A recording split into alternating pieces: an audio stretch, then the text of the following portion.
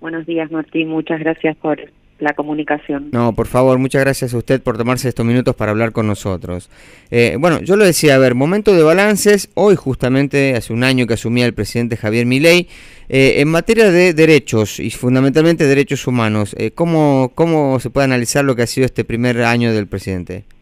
Bueno, este día también coincide además de la asunción de un año de esta administración, es el Día Internacional de los Derechos Humanos. Entonces, en algunos puntos nos parece una paradoja.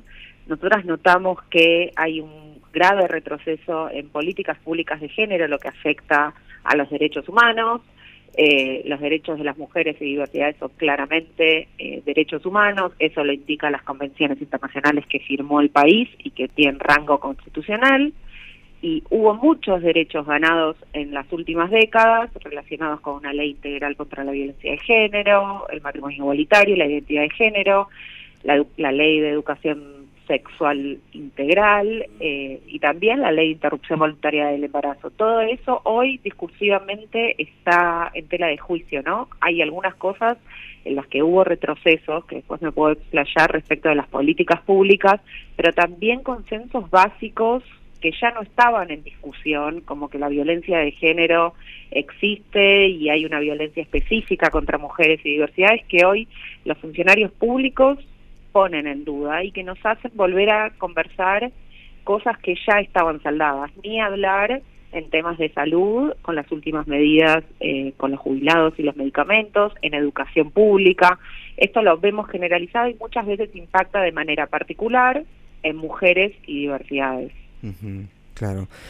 Hay varios sectores, ¿no?, que han estado durante el año advirtiendo de cómo se han desfinanciado por un lado, pero también algunas expresiones, tanto del presidente como de sus funcionarios, que han dejado mucho que desear, ¿no? Denuncias ante la Comisión Interamericana de Derechos Humanos, las expresiones, o en realidad las votaciones, en lo que es el marco de la Asamblea General de la ONU, retroceso de los pueblos indígenas y también en lo que es la ratificación de la eliminación de toda forma de violencia contra la mujer. Es decir, han dado varios aspectos de retroceso. Totalmente, eso va en contra de la Constitución, ¿no? Por eso también se está apelando a cortes internacionales y a comisiones internacionales, porque son cosas que, como yo decía, no solo que estaban saldadas a nivel sociedad, sino que estaban escritas en leyes. Eso es en el marco jurídico y otras cosas en materia de política pública, que comenzó con el desmantelamiento del Ministerio de Mujeres, Géneros y Diversidad y que después se diluyó completamente, no quedó ni siquiera en una dirección ni dirección nacional, y cuestiones prácticas en donde está este impacto tiene que ver, por ejemplo, en la reducción del programa Acompañar, que permitía que mujeres en situación de violencia pudieran tener cierta autonomía económica para poder irse de esos lugares. La línea 144 también se licuó. Claro. Y no hay a dónde pedir asistencia.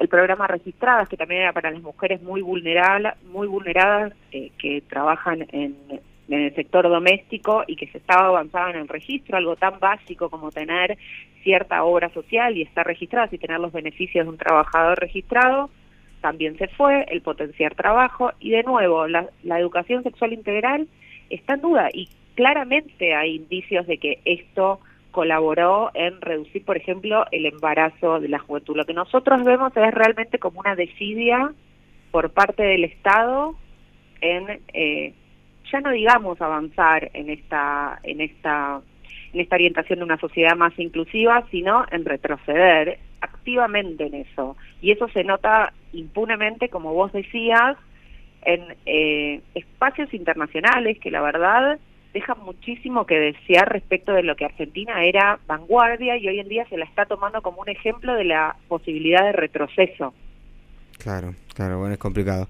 Y con respecto a lo que, a ver, porque no tenemos presupuesto 2025, no sabemos cuántas partidas se van a destinar a diferentes áreas, pero uno puede, con lo que ya hemos visto, más o menos predecir o proyectar lo que va a ser el 2025, ¿no? Y uno imagina más recorte en las áreas que usted nos mencionó, y algo que me preocupa mucho a mí, que también es recorte en las áreas de educación, que es donde se debería trabajar todos estos temas, pensando en proyectar hacia un futuro mejor, ¿no? Ya este año hubo recortes en materia de educación. la gente salió claramente a la calle en 2 oportunidades a defenderlo. Y esto, quiero agregar otra cosa en materia de derechos humanos, que un derecho básico de los derechos humanos es el derecho a la protesta y a la libre expresión, ¿no? Y también esta administración se ocupó de retroceder o por ejemplo o por lo menos de amedrentar esta salida a las calles con los cuidados que sucedió en Tucumán, sucedió en todas las provincias y en Capital Federal también, de tener los recaudos de salir a la calle. Entonces también esto de amedrentar, de ir con mucho cuidado, también hace que la gente no pueda salir o no quiera o esté menos predispuesta a salir a reclamar, sea un presupuesto que está dilatado, pero yo creo que esta impunidad de hasta poder decirlo en espacios internacionales hace que este gobierno pueda hacerlo también, este recorte en áreas centrales como salud, ni hablar de la salud reproductiva, y en educación, que también con estos programas específicos de educación sexual integral, claro, de cuestiones de género, sí. Claro. Ahora, yo me pregunto, ¿no? Porque si un presidente con minoría parlamentaria está haciendo realmente lo que ha querido hacer, ¿no? Quizás algún obstáculo ha tenido, pero en términos generales ha hecho lo que ha querido, se ha expresado como ha querido, ha insultado a quien ha querido, ha ofendido a quien ha querido. Y a nivel local y a nivel internacional es como que no hubo una respuesta contundente hacia eso. Se habla de la última dictadura cívico-militar como si hubiera sido un proceso glorioso de la República Argentina y los malos eran los otros, que no estoy diciendo que dentro de los subversivos eran buenas personas, pero para que se dé a entender. Y que todo eso puede ocurrir sin que haya una reacción, a mí me lleva a pensar y a dudar realmente qué tanto hemos avanzado en este tiempo.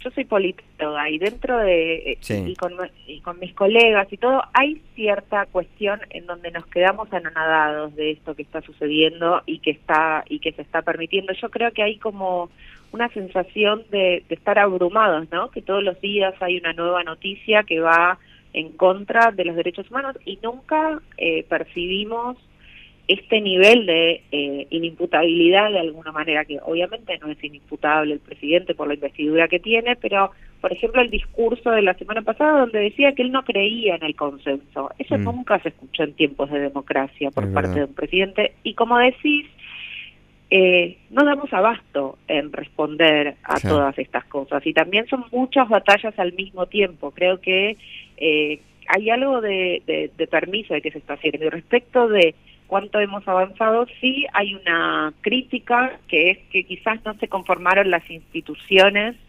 necesarias para sostenerlo, y que también esto es cultural y esto también es global, ¿no? Hay una tendencia de retrocesos, lo vemos en Estados Unidos ahora, hay una habilitación a hacer eso y un respaldo entre ellos, lo vimos con el expresidente también Bolsonaro.